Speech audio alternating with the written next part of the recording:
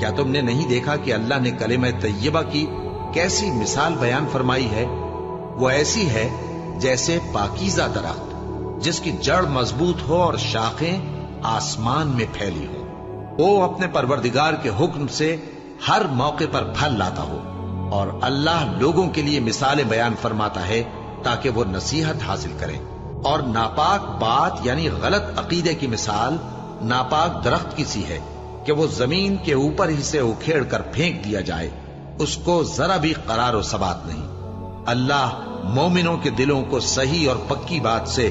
دنیا کی زندگی میں بھی مضبوط رکھتا ہے اور آخرت میں بھی رکھے گا، اور اللہ بے انصافوں کو گمراہ کر دیتا ہے، اور اللہ جو چاہتا ہے کرتا ہے۔ کیا تم نے ان لوگوں کو نہیں دیکھا جنہوں نے اللہ کے احسان کو ناشکری سے بدل دیا اور اپنی قوم کو تباہی کے گھر میں لا اتارا، یعنی دوزخ میں